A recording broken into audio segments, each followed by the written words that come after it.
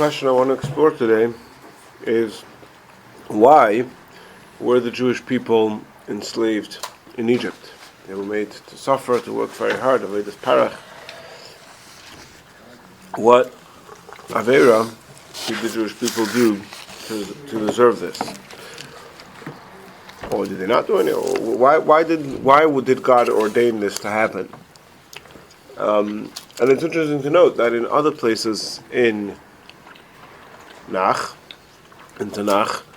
I don't know if always, but certainly many times when it talks about the Jewish people suffering, it says explicitly, that they were not following God's way. Look through the books of the prophets, so it's full of that, right? The Jews misbehave, and so they get punished. But here, there's none of that. And so this is the question that I would like to explore a little bit today, and happy to open up the floor to comments, thoughts, and suggestions before we dive into this, or as we dive into this. What they did? Yeah. Wasn't it from Avram's time? Oh. That Avram told, the Shem told him that. So Avram is saying that maybe the Jewish people didn't do, tell me if I'm paraphrasing you correctly, that maybe the Jewish people actually didn't do anything wrong, but this was already ordained from the times of Avram Avinu and the Bris Bein HaBesarim in the covenant that your children are going to be slaves in a foreign land. Avodim, they will serve them, in Elisam, they will make them suffer. And then the fourth generation is going to come back to the land, right? So maybe we're getting punished because of the sins that maybe Avram did.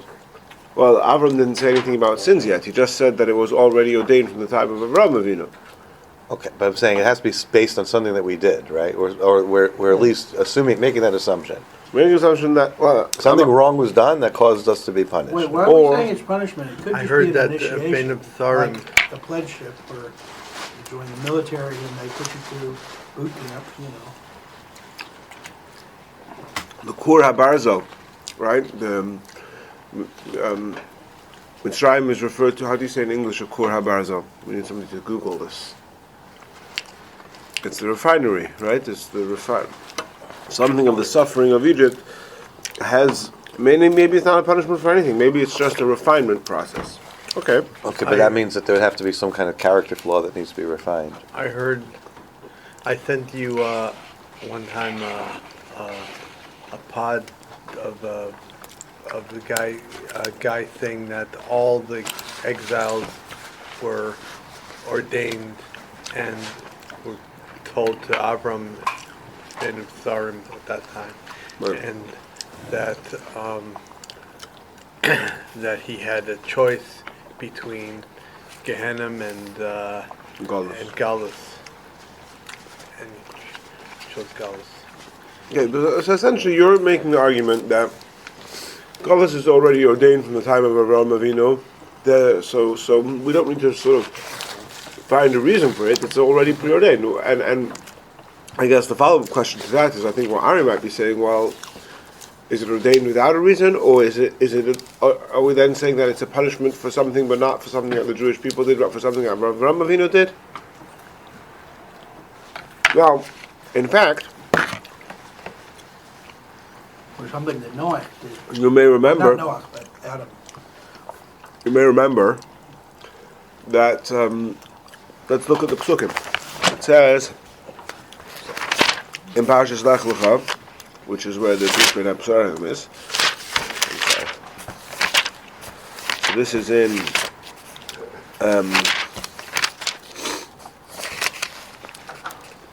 Bereshis, chapter 15,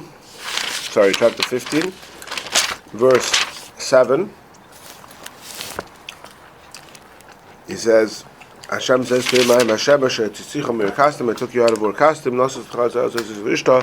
to give you this land as an inheritance. Vayimar, and Avraham said, Hashem Elikim, God, with what will I know? How can I know that I'm going to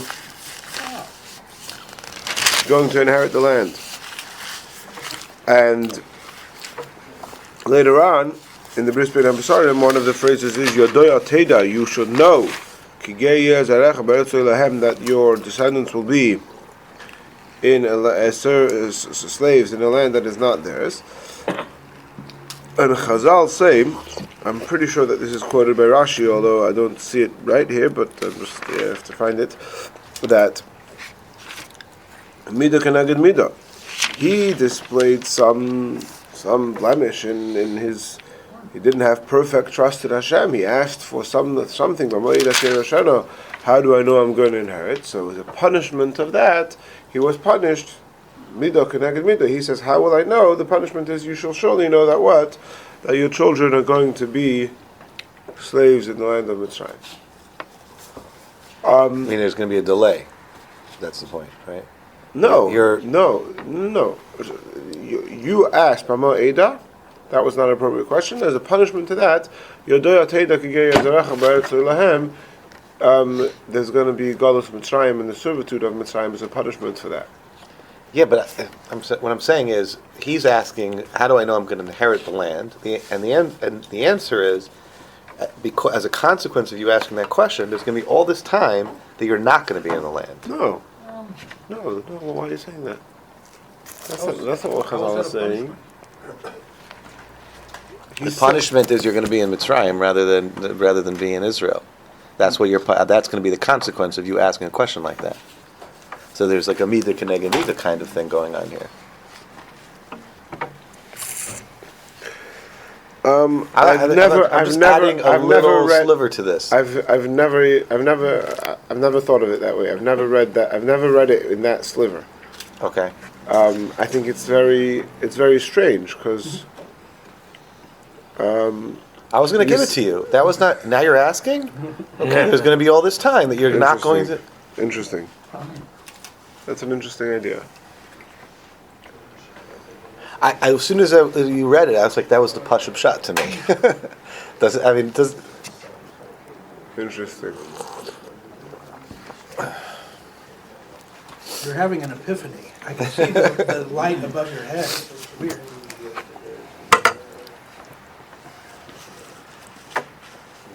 Which is kind of similar you to what asked, happened to Yosef. Yeah. Why is what happened to Yosef? It took a couple of years for him to be redeemed because he asked the Star Master to remember him. Interesting idea. So you're saying that as a punishment for Mama Eda, the fulfillment is delayed. How is that Midah Keneged Midah? The fulfillment is delayed. It's not really Midah Keneged Midah. It's just like, you don't trust? Okay, have it your way. Yeah, It's not really Midah Keneged Midah, but it's not tit for tat, right? We're looking here for the Midah. The thing that you're showing a lack of emunah for is because of your words. You're going to have to basically eat your words. You know. Certainly, one point of the Medrash seems to be the Midah Keneged Midah is the words of knowledge. Bama Eida, how will I know? Yodei Teda, you should know, right? There's this sort of matchup of the words. Now, of course, I think that everybody's probably thinking that that sounds a bit strange. Avraham Avinu, all the Jewish people, all these years later, are punished because he says Bama Eida, and he himself is not punished. It seems would seem a bit strange. Another question is, whatever it is that the Jewish, already kind of said this, whatever it is that the Jewish people did do to deserve this, well, why does the Torah not tell us that? Meaning, one question is what they do, the other question is, why does the Torah not tell us what they did? Right. Yeah? Why is this hidden? Why is it hidden? If they're going to a higher level, isn't there, what you were saying before about the refinement, isn't there a refinement that's required to go to a higher level? That wasn't, so is it really a punishment? Is it just simply a necessity to go to a higher level? Right. It's Kor HaBarzel, there's a refinement process. Yeah, okay, here.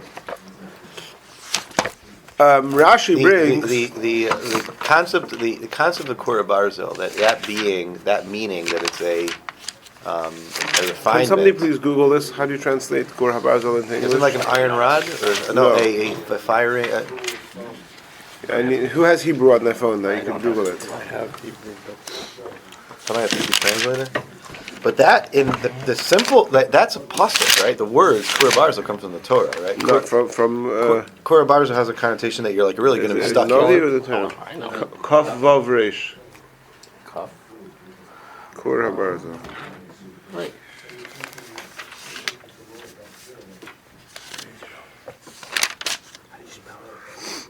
Now, who was the first person to ask this question? Iron cold. Iron what? Cold? How do you spell that? Kurabarzo. Oh, that's no. Kur with a cough. That's not right. With a Oh, cough. I did a cuff. Sorry. I don't know. That's all he told me. What is this Or thing? what? What is That's this? Hebrew translator. How do you spell the Do second word? Google Translate. Huh? Give it to Guys, just give me It says furnace or reactor.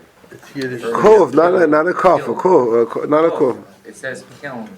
Kiln. There you go. Oh, kiln. Right. What is it? What does a kiln do? Kiln refines it. Right? Hot oven. What they're getting at there in English. nuclear reactor. But the Pashut, I'm saying the Pashut reading of the word Kurabarzo means this is a place that's very hard to get out of, right? And then comes along the Mefarshim. I don't know if the Chazal say it themselves, but they like read it. It actually, because it also could have a connotation on a more midrashic level that it means like it has a property of refinement. What were you saying? What's the pashut without Chazal? I thought that I'm trying to remember which pasuk it is, but it means it's a place that's hard to get out of. Interesting. Ah, okay. And then they read it. No, it's actually Okay, that's interesting. There's actually something hopeful in this. That's interesting. It's not right. Okay, now, so who's the first person who asked this question? Who's the first person who's troubled by what the Jewish people do to deserve this? Moshe. I could only make a guess. Thank you. Oh, So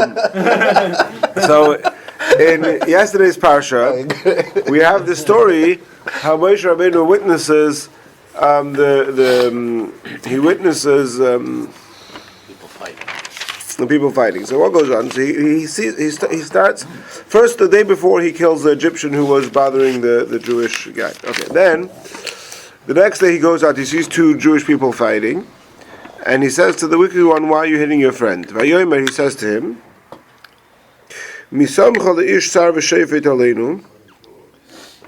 Who put you in this position of judge? Are you planning to kill me? Like you killed the Egyptian. Moshe became fearful, and he said, indeed the matter has been known. Says Rashi.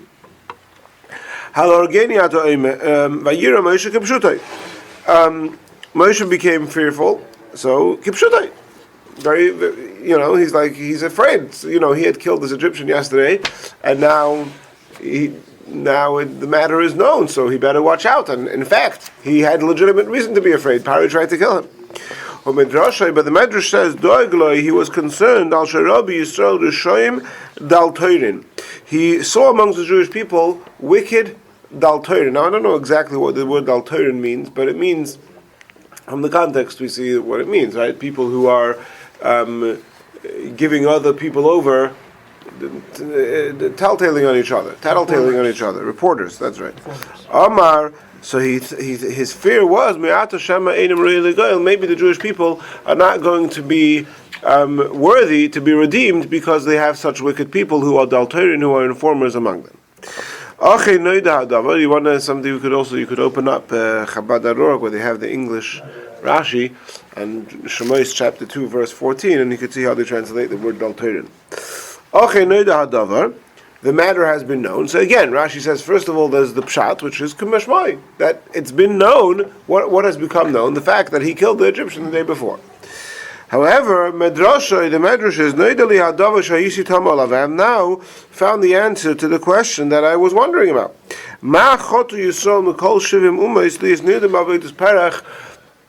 What did the Jewish people do to deserve being enslaved with such backbreaking labor? Now I see that they deserve it. So Rashi here is placing this question that we're asking, he's placing it in the mouth of Moshe Rabbeinu. Moshe Rabbeinu is Tama Alav. He's wondering, what did the Jewish people do to deserve this servitude? And by the way, it's an interesting way of phrasing it. He says, what did the Jewish people do to deserve from all the other nations? Mikol Shivim Umes, from the other 70 nations. And what's the answer to the question? that they're so wicked that they have tattletales among them. Yeah.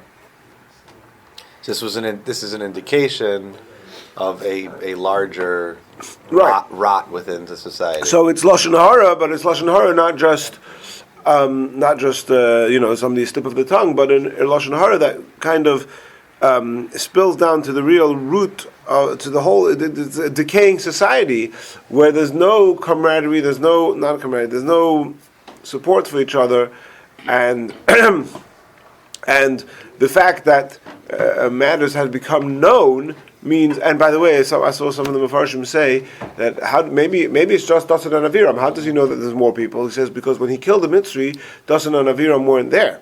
So the fact that Dasan and Aviram know about it, it says Vayarki Einish, so they weren't there. So the fact that Dasan and Aviram know about it means that somebody else who somehow figured it out, who went around reporting it. So now there's no limit. We don't know how bad this infestation is. And Moshe is like, oh, these people are infested with lashon hara on the most dangerous level. That's a society that's really bad. Which is reminiscent. This kind of society is so bad because it's like it literally reminds me of communist Russia. That's what I was thinking. It literally reminds me of Just now. Cuba. Like people were informing on each East other. Germany. Are they already enslaved at this point? No. Oh, very good point. Is this already after the enslavement? The answer is yes. This is Moshe Rabbeinu going on. So Steve is asking, so how do you know that this is the reason why they were enslaved? Maybe this is something that happened afterwards. The enslavement brought them to such a terrible state. Now, the truth is that we're going to see. I'll quote to you a Yerushalmi, I think it is. Hold on.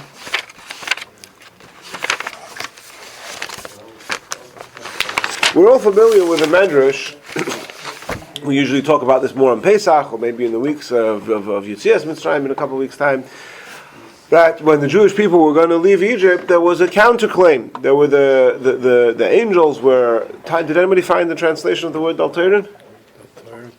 Dalteirin means Forwards, backwards, up, down. informers. He translates it as informers. Okay, so the Medrash. So we're all familiar with the Medrash that says that when the Jewish people were going to leave Mitzrayim, I think specifically it's referring to the splitting of the sea, that the angels say to God, hold on a second, that the Egyptians are idolaters, the Jewish people are idolaters, why are you favoring one over the other? Right? So there's an interesting, like many Midrashim, they appear in different versions in different places. And the way this Medrash is quoted in the Yalkut Shimoni in the name of the Medrash Abchir, which I'm not familiar with, it says like this. Yared Samuel v'amar lefanov. Samuel, this bad angel, he comes to Hashem and he says, Rabbeinu Shalom, Master of the universe, Le'avdi Yisrael v'dizar b'Mitzrayim, did the Jewish people not serve idols in Egypt? V'ata Yisrael Nisim, you're doing miracles for them? Samuel's voice was heard by the minister of the sea. The minister of the sea is full of rage against the Jewish people, and he wants to drown the Jewish people inside the Yamsuf. So Hashem answered him, you fool! Did they serve idols of their own volition? They only served idols as a result of the servitude in Egypt, and from how would you translate tiruf hadas? The opposite of peace of mind. They were so. Cluttering of the mind. No, more. Tiruf means the tearing apart of their mind. And Hashem says to the accusing angels, "You are equating acts done out of free choice to acts done out of coercion."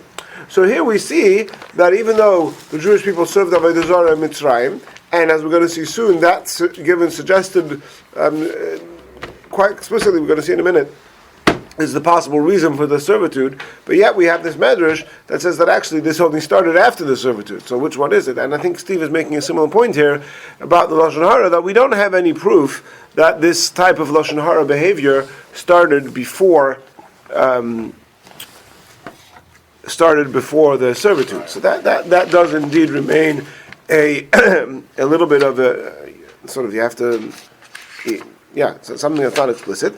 I just point out that it's interesting to note that how does the whole Egyptian thing start? Like think back in the story. Food. You gotta go get the food from the family. Before that, how does Galus Mitzrayim start? And what's the first step towards Galus Mitzrayim? Yosef Yeah, go on, continue. becoming the vicar. Go back to Yosef. What? His dream. Before the dreams. Before the dreams. Thrown in a pit. Being sold to. No, before that. He says Lashon Hara. Yosef has Tibasam Ra. He's informing on his brothers that they're not behaving appropriately, right? So Lashon Hara is kind of buried here in the core of the whole story. Interesting. Very interesting. By the way, the pasuk for Kur Barzel is in Dvarim Daled. Ve'eschem lakach Hashem ve'yotzi eschem mikor Barzel miMitzrayim. Lios na'am nachalak yom hazeh. He translates it as an iron crucible. I don't know what a crucible is. But I guess it's a cistern, right? Can I interject a question here? Yeah. So, a lot of things are going through my mind with this, but one thing is, look at the destruction of the twice destruction of Beis HaMikdash. Also, And- Lashon Hara comes in there. Right, but there were prophecies, and there were warnings from the prophets, from the leaders, stop doing this, don't do this, or else, right? So there, to me, there was the opportunity to do tshuva to prevent the judgment and destruction. But is there a with Lashon Hara and Yosef, let's say if that's the cause, where was the prophecy, where was the opportunity for Joseph, someone to say, Joseph, stop doing this or else? Right.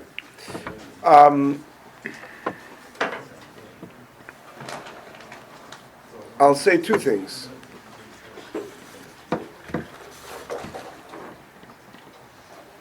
First of all, I mean,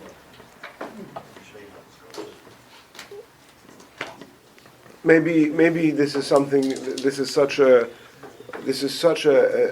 terrible trait of informing on others and putting people's life at risk. That maybe warning isn't necessary, but not as a full answer to your question. But I think just some other points to consider here. It's interesting to note that what are the signs that Hashem gives Moshe Rabbeinu before he goes down to Egypt? Two of them are very closely related to Lashon Hara.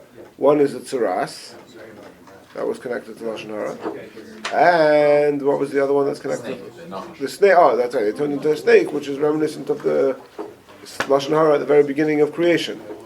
So Moshe Rabbeinu is coming to them and telling them, listen here guys, even I got punished for Lashon Hara. We really have to get this Lashon Hara under control in order to be redeemed. And in fact, it's brought down in, let me see if I can remember the source for this now, that the Jewish people, one of the schusim was that for the entire year of, or close to a year, from when Moshe comes down and the 10 plagues start until they're actually released, nobody betrays and tells any of the Egyptians, no, actually, this is not about 3 days, we're actually going to leave for good. In other words, Moshe comes down and tells them, we're out of here, and then they do this game that we're only going for 3 days, and nobody divulges the information. So they somewhere along the line they've learned their lesson of not saying things that shouldn't be said. There's a pasuk in Yechezkel, a few pasukim in Yechezkel, which read like this. On that day, I promised to them to take them out of the land of Mitzrayim, to the land which I tore out for them, flowing with milk and honey. It's the best of all the lands. And I said to them, God is telling Yechezkel that I, God, said to the Jewish people, Steve, you here? I, God, said to the Jewish people, each man should abandon their disgusting things, which is a reference to Avodah Zarah, to idols, and don't defile yourselves with the idols of Egypt. I'm God. And they rebelled against me. And they did not want to listen to me. They did not abandon their idols. And I said, I was going to pour my wrath out on them, to annihilate them. But I did for the sake of my name, not to desecrate my name by the nations, that they are among them. Okay, so what we see over here, to summarize what we have so far, is suddenly we have a pasuk in Yechezkel which says explicitly the reason why they were enslaved in Mitzrayim was that they were serving Avodah Zarah. It also says that I told them to stop and they didn't listen. And it also says that they were supposed to be completely annihilated, but there was a Chilul Hashem. But yet, we still have Rashi saying that it's because of Lashon Hara. We still have Moshe Rabbeinu wondering what's going on. Did Moshe Rabbeinu not know about this? Did he not know that they were serving Avodah Zarah? Did he not know that they were already told to abandon Lashon Hara, or else it would be bad? And perhaps you could say, going back to Avram's point, did Moshe Rabbeinu not know that this was already ordained in the Bris Bein HaBesarim? So hopefully what I'm going to try to do in the next few minutes is tie this all together. So the first point, which I found really fascinating, so this is an article in a book by a Rabbi Eitan Shandurpi. I hope I don't know how to pronounce it, but he is a Mizrahi style rabbi in Eretz Yisrael who I recently discovered his writings, and he makes some very nice points. He's really good. So he says that look at the book of Bamidbar. In the book of Bamidbar, it starts off by saying the story that happens in the second month, in the second month. There's the census. Then, going 9 chapters forward in Parshas Ba'aloscha, there's a story that happened in the first month that they were going to bring the Korban Pesach, but then there were some people who were tummy and they came to ask, and then they're given the mitzvah of Pesach Sheni. So Rashi says, why are we doing this? So Rashi says, you know why we're doing this? Because in this whole story of the Korban Pesach, which really belongs at the beginning of the book, there is a reference, a veiled reference, to a problem, to something not positive about the Jewish people, and that is that all the 40 years in the desert, this was the only Pesach they bore. And for the rest of the years in the desert, they never bore the Korban Pesach. Okay, now we have to understand why is that negative. There was no mitzvah. Fine, that's another discussion. The message that we're trying to take from here is that the Torah goes out of its way to not start a book with something bad about the Jewish people. Right? Says Rabbi Eitan, maybe that's why the Torah doesn't tell us this whole thing about the Jewish people serving idols, and it waits till the Yechezkel to tell it to us, because we don't want to start the book of Shemais with this negative thing about the Jewish people, which is Alachas Kama V'Kama. Here, veiled reference to not bringing Korban Pesach is certainly a very minor affront in contrast to Avodah Zarah, to idolatry. This would have been in Goshen that they were doing it? Huh? They would have been serving idols in Goshen? Because at first they were segregated there, right? Yeah, it's not clear exactly how segregated they were and how that developed over time. There's different shittas about that. Okay. An interesting point is that he says here in the footnotes that you can find many times Mepharshim talk about things about not wanting to start a sefer with something bad. And you don't want to end a story with something bad either. We saw that in the film. Yeah. The Rebbe, yes. Yeah.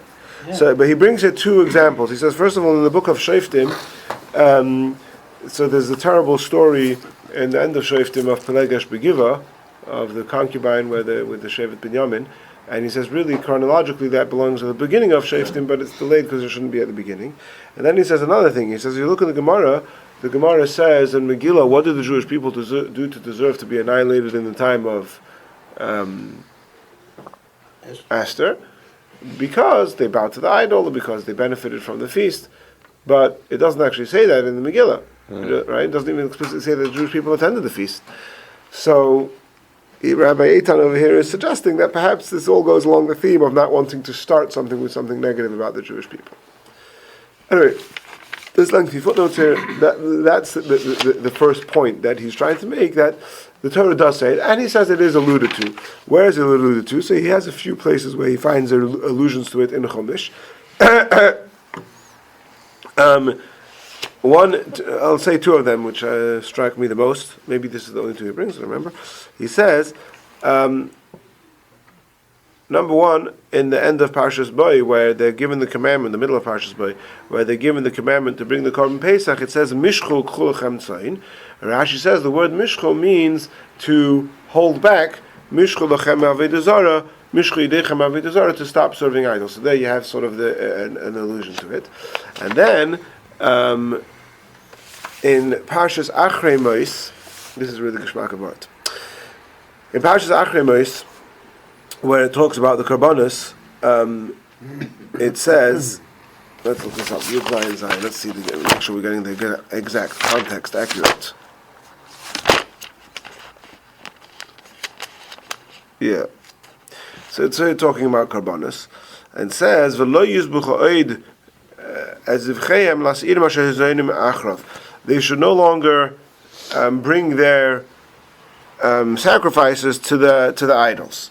Now the word oid I just translated as no longer, but really the word oid could be translated as again.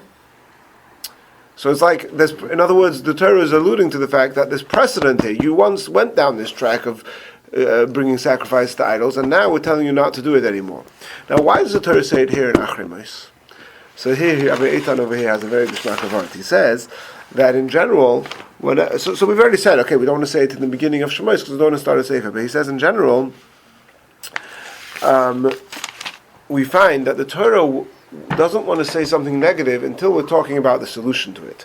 So here, the first reference to the fact that the Jewish people served idols in Egypt is when they're given the mitzvah to bring the Korban Pesach. So, Mishko, stop doing Avodah Zarah and do the opposite, which is the Korban Pesach. So we're giving you the allusion, the reference, not allusion to the fact that the Jewish people served idols. When we're saying, okay, now they're done with this, they're doing teshuvah and they're bringing the Korban Pesach.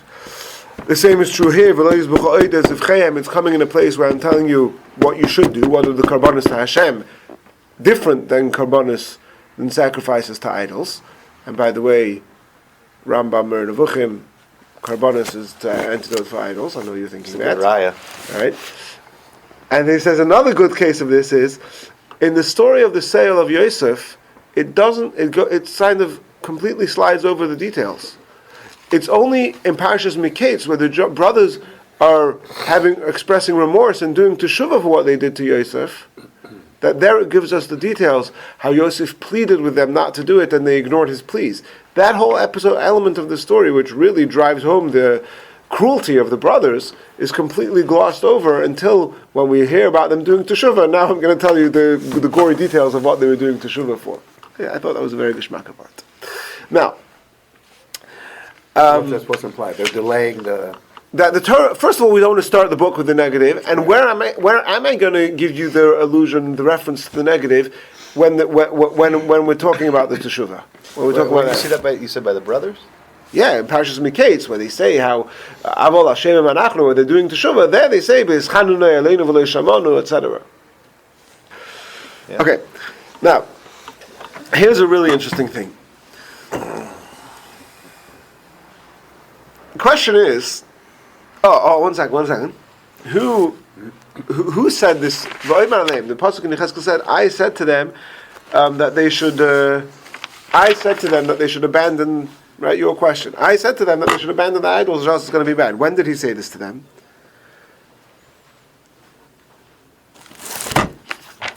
So, again. For those of you who paid attention, this was in the parsha yesterday. In Shemos, chapter 4, verse Yud, verse 10, Rashi says,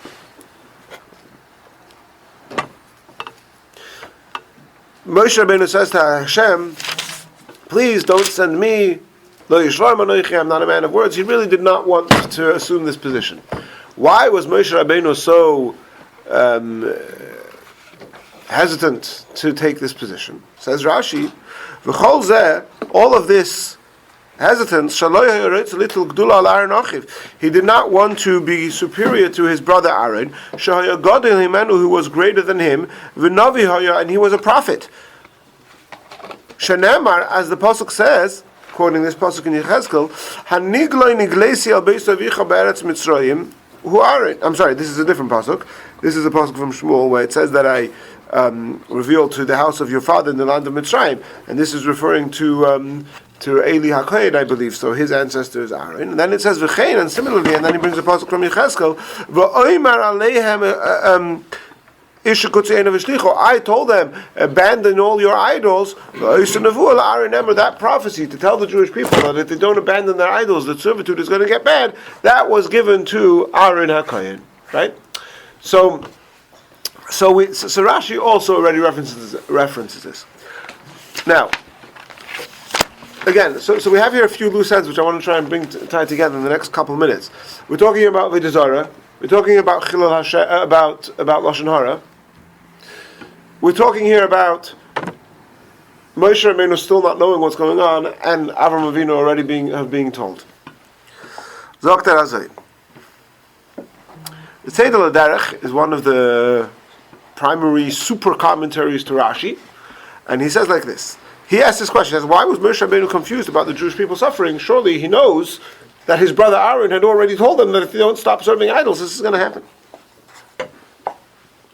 The pasuk in Yechezkel says, I was going to completely annihilate you in Egypt. But I didn't. Why didn't I? Remember what the pasuk said? Can I open it again? What did the pasuk say? Hashem said you were serving idols, you didn't heed my warning, I was going to completely annihilate you. It would reflect poorly on Hashem, right? It was going to be a Chilul Hashem. What makes it not be a Chilul Hashem? That's the Lashon Hara. Because if the Egyptians see that they're serving idols and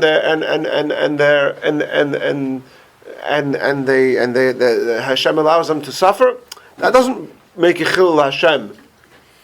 That would make a Chilul Hashem. That Hashem is allowing that, they're serving idols. You're their God. You don't want them to serve idols, so right? That's not going to make a Chilul Hashem. But that would make a Chilul Hashem.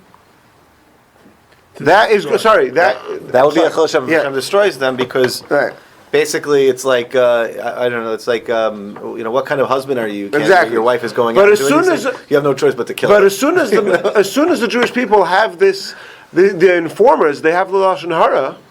Once they have Lashon Hara, now it's not a Chilul Hashem anymore, because now the Mitzrayim could say, "Oh, that's why they have the Torah." Okay, that makes sense. God should abandon them, right? That makes sense. And wow. And he says, just a second. Let me just one second. So now that, in other words, it's as if to say the real issue is the Avodah Zarah. But if it would just be for the Avodah Zarah, there would be Chilul Hashem involved. So that's why Hashem can't do it. But once there's Lashon Hara, now there's no longer Chilul Hashem. Right. And so what's the svara behind that? Avodah Zarah is pretty bad, right? Avodah Zarah is pretty bad, but the Egyptians don't think it's that bad. That's the the Chilul Hashem is for the Egyptians, and they're going to think that Hashem, right? That's what the pasuk says in Yechezkel. Hashem abandons his Now, people. I saw, he brings here Meshech Chochmah. He just says, they would even know that. He just says here in the footnote, I know Meshech Chochmah, see Meshech Chochmah. And I saw this, I was like, I'm going to look up the Meshech Chochmah. Meshech Chochmah is going to be fun. Meshech Chochmah is on the pasuk in Kiseitze. And it's fascinating Meshech Chochmah. He says, it's in chapter 23, Devarim chapter 23, verse 10. No? Anybody remember offhand what it says in Devarim chapter 3, verse 10? No? Okay. Steht azoi. We're not as good as you. When you go out to war, especially when be very careful for anything bad. if somebody is not loy tar mikter if somebody has a nocturnal emission, so then he could go out mechutz lamachna. But okay, that's the story. Says the Meshech Chochmah, and he spices this up in very Meshech Chochmah style. The point that he says is like this: the issue that the Torah is trying to address is nobody's allowed to leave the camp unless it's absolutely urgent. So this guy who's tamei, he has to leave the camp. So that's it. Like only he could leave. Nobody else is allowed to leave. You want to go out to do your needs? It's right there. Why? Because the most dangerous thing in warfare is hostages. As soon as you get hostages, the enemy can torture them to give out information. So and he talks there about the lashon hara, and he says the worst kind of lashon hara. He says there's lashon hara internal and there's lashon hara external, where you're where you're informing on yours to the enemy. That's the worst type of lashon hara, and that could completely under duress. I mean, a hostage who's under duress. No, well, that's why we're saying we're trying to avoid it. That's why it's so important to avoid anybody leaving the camp, so to not let it happen, right? I thought the point was that if somebody has a nocturnal emission, they do leave the camp. So the way he frames it, it's because there you have no choice. So only he's allowed to leave, nobody else is allowed to leave. I see, okay. Right? Again, see the Meshech Chochmah there, it's a very typical Meshech Chochmah style. You could go, he goes into all the details. So meaning the whole idea of informing on your people to outside nations, especially the enemy, that's the biggest threat. Right. And he talks there specifically about the Chilul Hashem involved. Because the Chilul Hashem of the Jewish person who divulged information to the enemy, which that causes the enemy to be successful, and then the nations look down at the Jewish people and say, "Look at these guys; they're informing on each other. They don't have that thing." So also, it's a chilul to keep them around. Right. So that ties back very neatly to this. Yes, the Jewish people are serving Avodah Zarah, but there's still a Chilul Hashem involved, and the pasuk says in Yechezkel that the reason I'm not annihilating you is because there's Chilul Hashem. But once Moshe sees where there's Dalturin, Moshe sees there's informers, now that's the worst possible kind of Lashon Hara. That's the worst possible kind of Chilul Hashem. Now, you've already done the Chilul Hashem, it's not going to be Chilul Hashem for Hashem to punish the Jewish people. And that's why when Moshe Rabbeinu sees the informers, he says, okay, now I get it. Now I understand why these people deserve this. And that's why, in order to get out of Mitzrayim, we had to make sure that we were able to retain that sense, to earn back that sense of keeping our mouth closed and the what's the word? Not solidarity. The cohesion. No, stronger than that. The unity, camaraderie ship. Being on my conspiracy. Yeah. The opposite of conspiracy. Yeah. Opposite of conspiracy.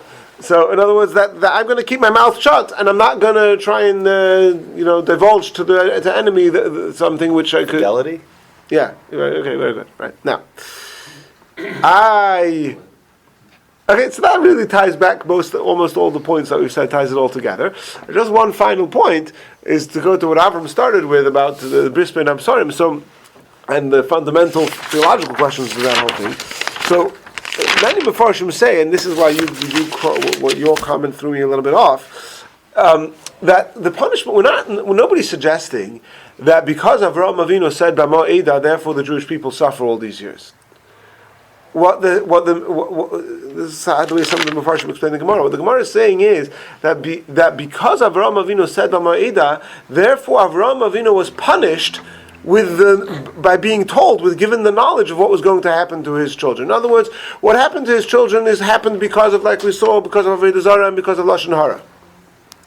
And Hashem knows the future. Hashem knows what's going to happen. But he doesn't have to tell Avraham Avinu, let Avraham Avinu die in peace. What does he need to know about this? But you asked, Eda, so now Midah Keneged Midah, you want to know something? The Midah Keneged Midah is you're going to know something which you don't have to know, you want to know something that you don't need to know. The Midah Keneged Midah is that you're going to know something which you don't need to know that's going to cause you pain. But not that's the reason why the Jewish people suffer. The Jewish people suffer because they served Avodah Zarah and they neglected Hashem's warning in their mouth of Aaron HaKohen to abandon Avodah Zarah, or else it would get worse. Fascinating. So we'll finish off here with a quote from the Chafetz Chaim.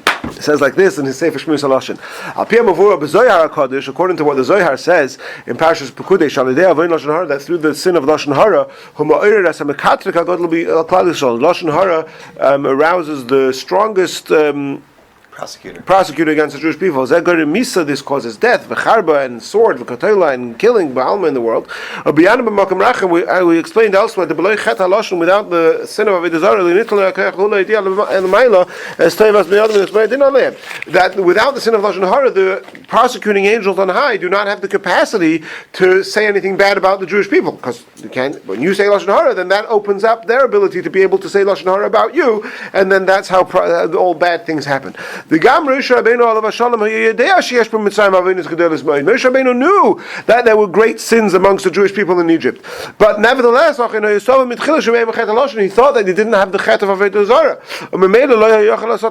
Therefore, the Sultan was not able to prosecute against the Jewish people. So that's why he didn't understand why there was all this servitude. That the generation of Achav, even though in that time the Jewish people in the kingdom of Israel, in the northern kingdom, were serving idols, they were victorious in their battles because they didn't have any informers. This ties in perfectly with the Vart of the Meshech Chochmah, that the informers is the biggest Chilul Hashem, which causes you to lose in battle. Mm-hmm. I wonder if the Meshech Chochmah even quotes this to Yerushalmi when I didn't notice. Whereas in contrast, in the times of Shaul HaMelech, even though the children were full of Torah knowledge, all the children were the biggest Talmidei Chachamim ever, nevertheless, they lost in battle because they had informers, because they had Lashon Hara.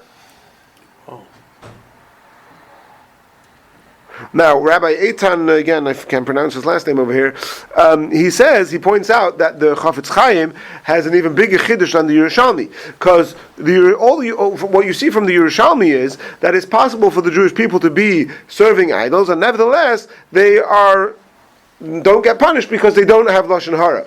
But the Chafetz Chaim takes this steps further and says that if they don't have Lashon Hara, they can be guaranteed that they're not going to be punished, because without Lashon Hara, the angels on high don't have, based on the Zohar, that the angels on high don't have the capacity to say Lashon Hara about the Jewish people. Okay. Passages. So